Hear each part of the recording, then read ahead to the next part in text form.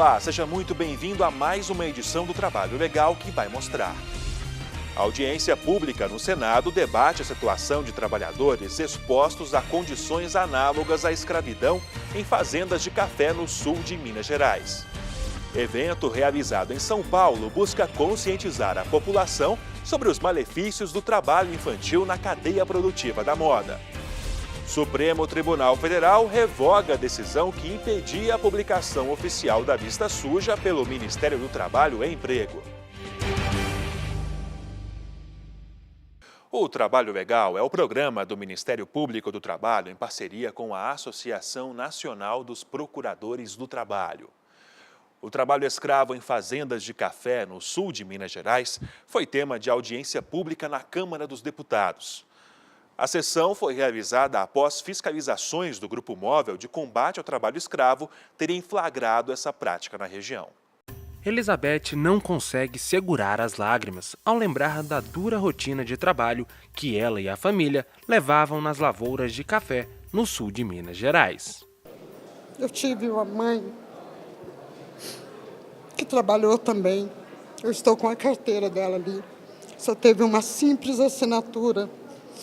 Não preencheu nada, em branco. Somos milhares de mães, de avó, de pais que sofrem. A nossa realidade é que realmente nós conseguimos, sim, sair da senzala, mas sem ter para onde ir, porque a dificuldade só aumentou. Até então nós ficávamos trancados. Hoje a senzala moderna é para que nós venha morrendo aos poucos, porque nós, empregados rurais, é o que está acontecendo. Nós estamos morrendo aos poucos. Essa é a nossa triste realidade. Elizabeth foi levada pelos pais para trabalhar nas plantações de café quando tinha 8 anos. Mas, 40 anos depois, infelizmente, as péssimas condições de trabalho ainda existem. Eu comecei com 8 anos, minha mãe trabalhava na roça, né? Minha mãe e meu pai, então a cultura veio vindo. Daí eu ia para a roça com ela, porque ela apanhava e eu varria. De lá para cá, vim seguindo, só que com muita dificuldade, né? Como eu falei, eu vi o deputado falar que não é bem assim o trabalho escravo, mas é sim, porque a maioria das vezes levamos arroz com angu, levamos o biscoito dentro da marmita, levamos água, né, a garrafa pequena de água para fazer volume. E quem está me vendo, quem está passando, sabe que eu não estou falando mentira. Então, para mim, é muito difícil ouvir um relato que não é verdade. Essa não é uma história que eu ouvi contar. Jorge também vive de perto essa realidade. É frequente a retenção de documentos pessoais de trabalhadores, em especial a carteira de trabalho. É frequente a fraude generalizada nos acertos, e aí viola todos os direitos trabalhistas, onde o trabalhador assina o documento sem receber, forçado pelo patrão. É frequente o trabalhador não receber os equipamentos de proteção individual. É frequente os trabalhadores não receber a água potável no local de trabalho, não ter banheiro no local de trabalho, não ter abrigo para refeição e para proteção do trabalhador no local de trabalho. É frequente esses trabalhadores trabalhar jornadas além das 8 horas de trabalho sem receber horas extras. Relatos como o da Elizabeth e do Jorge foram comprovados em fiscalizações do Grupo Móvel de Combate ao Trabalho Escravo, que flagrou trabalhadores em condições análogas à escravidão nas plantações de café em Minas Gerais. Por causa disso, o assunto foi tema de audiência pública na Câmara dos Deputados. Foram resgatados não só trabalhadores maiores de idade por conta de condições degradantes, jornada exaustiva e também aliciamento, bem como menores de idade que sequer poderiam estar trabalhando naquelas condições. Esses assuntos foram objeto de um relatório elaborado por uma organização internacional chamada Danwatch e tiveram repercussão internacional, haja vista que envolveu várias grandes empresas que tanto comercializam o café, quanto também vendem esse café no exterior, como, por exemplo, a empresa Nestlé. Foi por conta desse motivo que foi organizada essa audiência pública aqui na Câmara dos Deputados e o Ministério Público, como um dos principais órgãos que combate e procura erradicar essa condição de trabalho no Brasil, foi convidado a participar. De acordo com dados do Ministério do Trabalho, em 2015, 408 trabalhadores foram encontrados em situação análoga de escravidão em Minas Gerais. Em uma das operações do Grupo Móvel, foram resgatadas 14 pessoas que estavam em condições precárias de trabalho na cidade de Machado, no sul do estado. Em 2015, o Brasil produziu mais de 43 milhões de sacas de café, sendo 37 milhões exportadas para 130 países. Minas Gerais é o estado que mais produz. A previsão da safra em 2016, de acordo com a Companhia Nacional de Abastecimento, é de aproximadamente 28 milhões de sacas. A maior parte disso está concentrada no sul de Minas, que é responsável por metade da produção de todo o estado. Para o procurador do trabalho, a cadeia produtiva precisa ser transparente para que os empregadores que utilizam mão de obra escrava sejam punidos. Nós temos o interesse, sim, de que as cadeias produtivas sejam o máximo transparentes e abertas para que nós saibamos quem são os vendedores e compradores e possamos identificar, obviamente, aqueles casos que precisam ser punidos e reprimidos. Então, nesse aspecto, nós defendemos, claro, campanhas, projetos que procurem tornar a cadeia mais transparente, mais aberta, que puna realmente os empregadores que foram flagrados com trabalhadores nessas condições.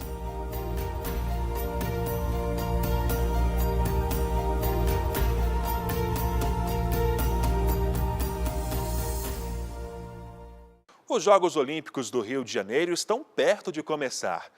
E a ansiedade toma conta não só dos atletas, mas também dos voluntários que vão trabalhar no evento. Há menos de 2 meses do início dos Jogos Olímpicos do Rio de Janeiro, mais de 50 mil pessoas já foram selecionadas para atuar como voluntárias no evento. Wagner da Silva é um deles. O jovem comemora a chance de poder trabalhar na competição. Assim que terminou a Copa do Mundo, eu acho que 5 meses depois que terminou a Copa do Mundo já estava disponível, 5 meses não, minto, 3 meses depois já estava disponível o cadastro para ser voluntário das Olimpíadas. Já fui selecionado e agora eu vou começar todo o processo, treinamento, credenciamento. A expectativa pela convocação para ser voluntário nas Olimpíadas foi grande. Wagner precisou esperar e conter a ansiedade para receber a confirmação da seleção. Demorado, eu lembro que quando eu comecei a fazer alguns treinamentos, que eu fiz o cadastro, mas ainda não tinha nada assegurado que eu seria voluntário, foi no mês de fevereiro do ano passado, de 2015. Aí ficou, em novembro vai sair o nome dos relacionados, saiu os 50 mil voluntários, aí quando eu olhei lá já estava meu nome incluído na lista. Natália já passou pela experiência de trabalhar como voluntária em grandes eventos, na Copa das Confederações e na Copa do Mundo. Assim, o trabalho voluntário num grande evento, eu tenho a impressão que ele marca mais. Tem um lado emotivo muito forte, ele marca muito. No dia a dia, ele marca nas pequenas coisas, por exemplo, um gesto, um sorriso de uma pessoa que você pôde ajudar, essas são mais as pequenas coisas. Agora, num evento mundial, ela não é uma organização, com uma competição como essa, só pelo fato de você estar lá, você já marca muito. Mas trabalhar em eventos como esses não é garantia de interação com os atletas e os torcedores. Tem que se preparar para todo tipo de serviço. Ele deve observar a motivação que justifique os esforços que ele vai fazer para que o evento aconteça sem ter a remuneração. Ele vai se esforçar e não vai ser remunerado por isso. Ele não vai ter nenhum tipo de benefício. Por exemplo, não necessariamente ele vai ter contato com os atletas.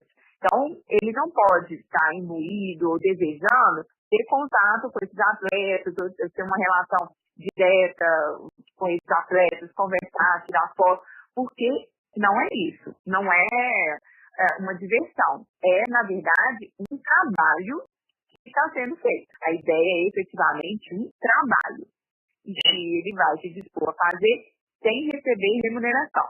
Os organizadores de grandes eventos, como as Olimpíadas e a Copa do Mundo, precisaram se adequar à Lei 9.680 de 1998, que dispõe sobre o serviço voluntário no país, para a partir daí poderem contar com esse tipo de trabalho durante os Jogos. De acordo com o artigo 3º da Lei 9.680, o voluntário poderá ser ressarcido pelas despesas que tiver durante o trabalho, mas é preciso ficar atento ao contrato com a empresa para saber se terá esse direito.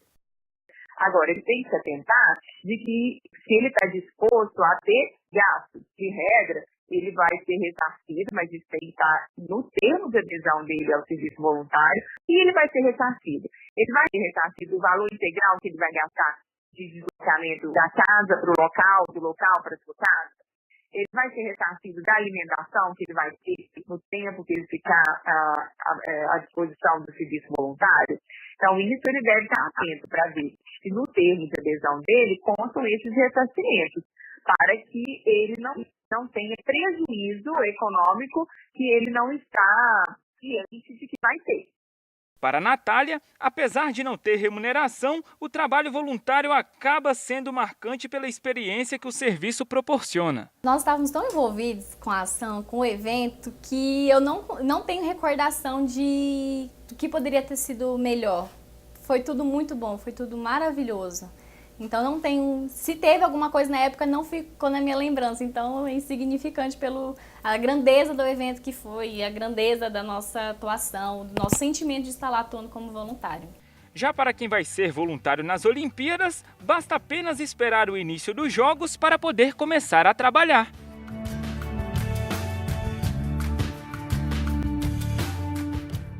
E você vai ver depois do intervalo. Trabalho infantil na cadeia produtiva da moda é tema de evento em São Paulo. Não saia daí, voltamos já.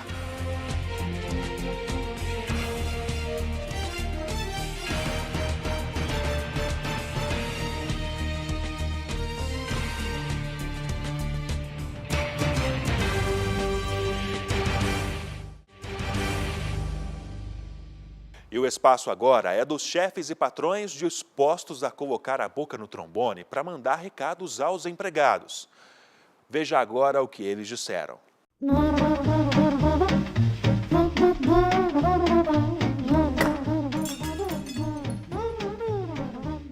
Meu recado é um agradecimento do Grupo GMB para todos os colaboradores desse grupo aí que abrange aí a região de Brasília. Nós somos do mercado de baterias, aqui nós estamos falando da Capital Baterias. Gostaria de primeiramente agradecer pelo trabalho excelente que tem proporcionado dentro do meu restaurante, né?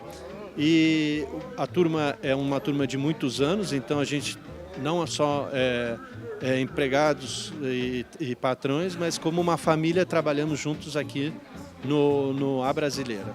Eu queria mandar um abraço aí, um alô para a galera da Megalub aí e tal, que tem se empenhado bastante nos serviços da empresa e tal, atendimento ao cliente. E isso tem satisfeito o desejo de muitas pessoas, né, com seus carros, automotores. E agradeço muito, um abração para cada um deles que tem se empenhado bastante, né?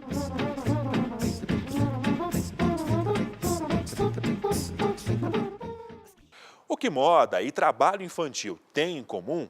A resposta pode assustar muita gente. O evento Fashion Experience, realizado em São Paulo, alertou a população para o trabalho infantil na cadeia produtiva da moda. Por que a menina não sorri? A tristeza é porque, para ela, a infância acabou mais cedo.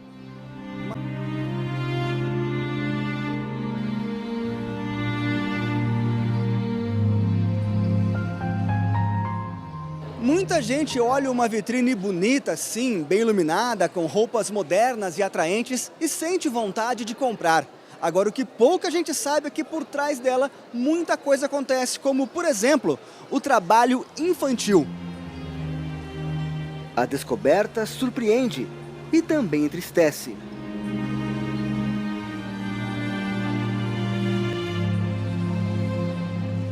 É uma coisa triste, mas que infelizmente acontece. Às vezes algumas marcas, as que a gente mais confia, infelizmente acabam utilizando. Então não tem como saber. Infelizmente não tem como saber. A Fashion Experience foi instalada na Praça das Artes, no centro de São Paulo. O evento foi realizado pelo Ministério Público do Trabalho, com apoio da Organização Internacional do Trabalho e das ONGs Stop the Traffic, Fashion Revolution e 27 Million. Nossa proposta é sensibilizar também o consumidor, né, de que os produtos que nós consumimos, eles podem ter sido produzidos com mão de obra infantil em situação de violações de direitos humanos, né, e para que a sociedade possa contribuir no combate a essa forma de exploração, no enfrentamento do trabalho infantil. Os consumidores podem estar também prestando atenção no que eles consomem, através de um consumo mais consciente, reduzindo o consumo, buscando um pouco mais de informações sobre a origem dos produtos, sobre as marcas que comercializam aqueles produtos. 3.300.000 crianças e adolescentes trabalham ilegalmente no Brasil. 114 mil só na indústria da moda. Elas têm entre 5 e 17 anos de idade e desempenham atividades como corte, costura, colagem. A gente fica meio indignada, triste, né? Porque eram para estar em escola, uma escola que ensinasse um pouco de tudo, teatro, música, cultura, e está lá trabalhando um trabalho escravo, porque tem muito consumismo, né? Nos contratos de facção, pequenas unidades familiares que realizam as peças para as grandes empresas da moda, são contratos de risco, a criança tem contato com, muitas vezes, cola, produtos químicos, agulha. Para este procurador do trabalho, a Fashion Experience é importante para conscientizar a população. Mas é preciso que as pessoas deixem de comprar produtos feitos com mão de obra de trabalho infantil. Nós, como integrantes da sociedade, devemos ter a consciência de que é necessário consumir produtos que nunca advenham do trabalho infantil, porque nós estamos contribuindo, caso contrário, para que a pobreza seja perpetuada numa sociedade que já vivemos tão injusta e tão distante da igualdade que nós sonhamos. O Ministério Público do Trabalho tem agido para combater o problema. Só no ano passado foram realizadas 7.000 ações, que ajudaram a retirar mais de 7.200 crianças e adolescentes do trabalho infantil. Nós temos 3 projetos nacionais, projetos esses estratégicos no âmbito do Ministério Público do Trabalho. São eles, o projeto Políticas Públicas, que visa cobrar políticas públicas dos entes governamentais, no intuito de ter uma rubrica específica para a área da infância e juventude, bem como uma organização específica de agentes setoriais e intersetoriais para combater o trabalho infantil. Temos o projeto MPT na Escola, que visa levar ao conhecimento das crianças e adolescentes, bem como da família, o assunto, a ideia, o conceito do que é o trabalho infantil, suas mazelas e consequências. E temos o projeto Aprendizagem, que visa cobrar das empresas a contratação de aprendizes dentro da cota legal. A junção desses 3 projetos dá o que nós chamamos de ações estratégicas para o combate ao trabalho infantil. Situações como essas expostas na Fashion Experience devem ser denunciadas. Uma das formas de se fazer isso é pelo site do Ministério Público do Trabalho, www.mpt.mp.br.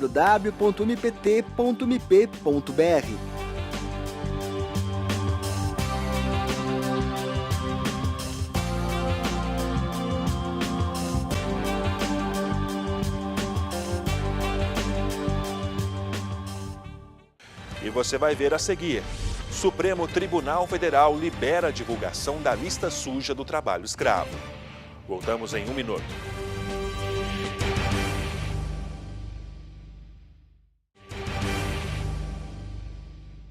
O Supremo Tribunal Federal revogou a medida cautelar que impedia a publicação oficial da lista suja pelo Ministério do Trabalho e Emprego. O documento conta com nomes de empresas flagradas utilizando mão de obra escrava.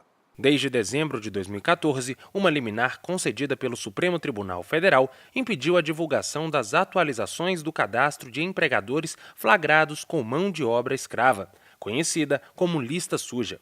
Porém, a medida foi revogada pelo próprio STF, que agora autoriza a divulgação. Recentemente, cerca de 15 dias atrás, houve a publicação de uma nova portaria da lista suja, em que novos parâmetros foram criados, uma proporcionalidade na questão da saída, a depender da postura da empresa. Então foi criada uma nova portaria, uma nova lista suja.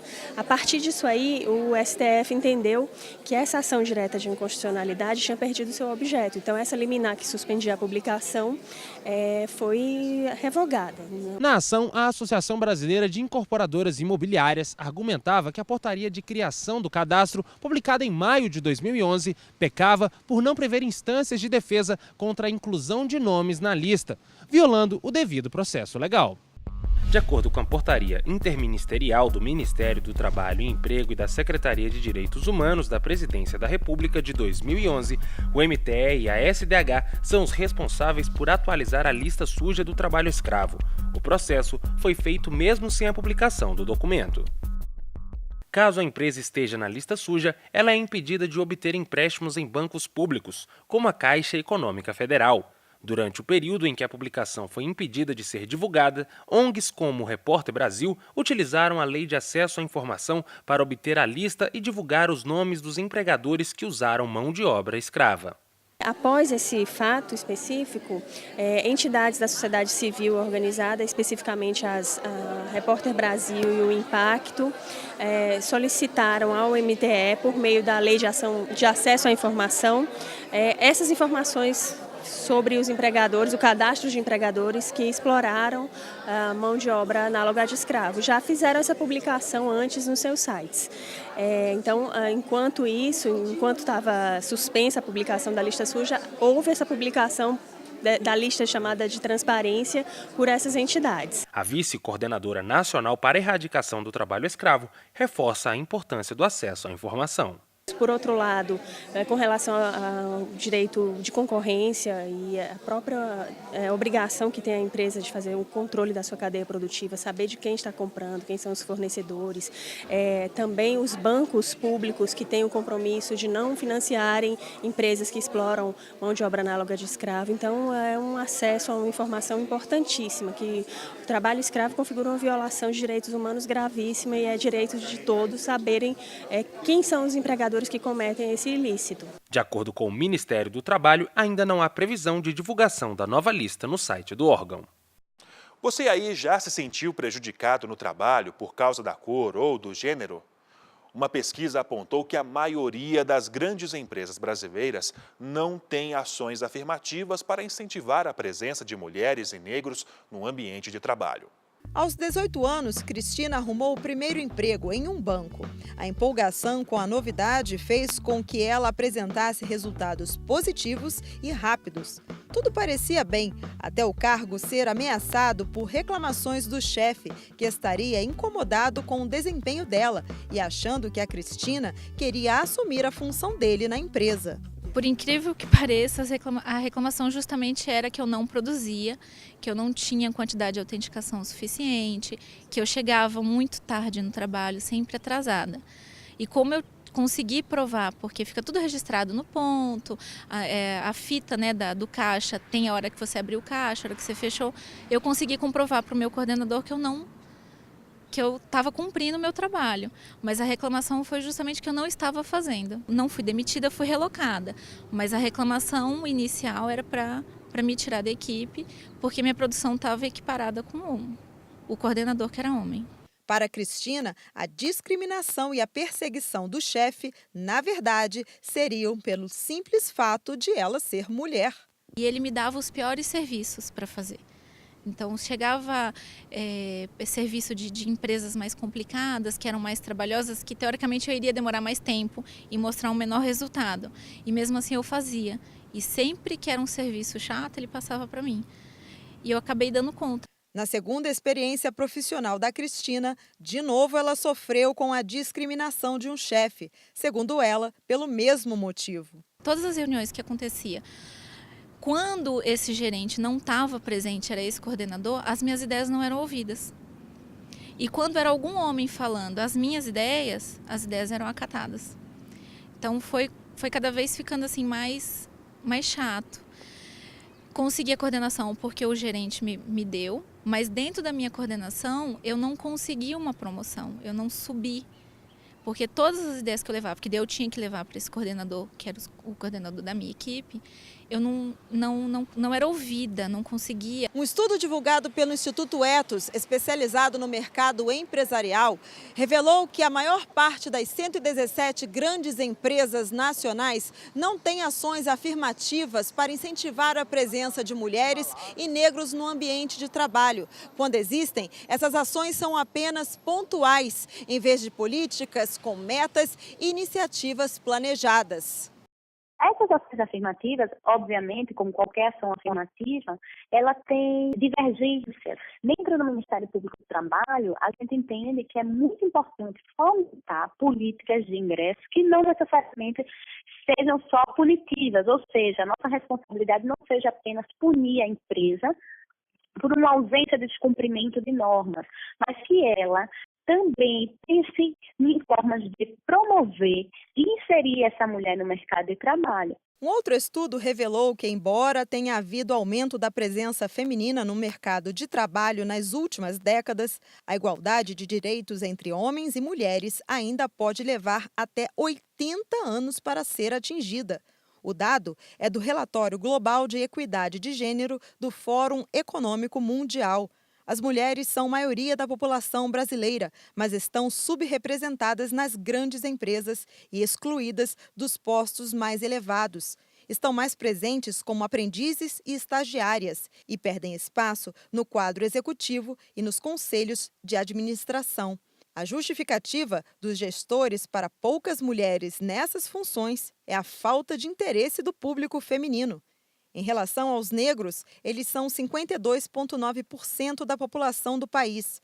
Como aprendizes, representam mais de 57% e como trainees, 58,2%. Em cargos de gerência, ocupam somente 6,3% e no quadro executivo, 4,7%.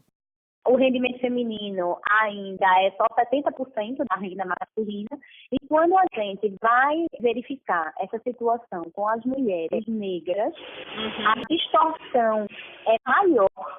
Então, fazendo quase uma hierarquia de quem ganha mais, e os homens brancos estariam no topo, e as mulheres negras na base, onde ganham cerca de 40% do que um homem branco ganha no Brasil. Depois de passar por essas experiências, Cristina pede para que as mulheres lutem por direitos iguais no mercado de trabalho. As mulheres estão querendo aparecer mais, as mulheres estão lutando mais. Você ouve falar mais de mulher em faculdade, mulher em cargo de chefia, ou mesmo que não seja cargo de chefia, você vê equipes formadas por mais mulheres. Então, aos poucos, está tendo um equilíbrio. Lógico que a maioria é masculina, né? Tem muito homem, mas é natural, que se era 100% homem, a gente já conseguiu chegar mais ou menos, está equiparado, então acho que aos pouquinhos vai ficando melhor.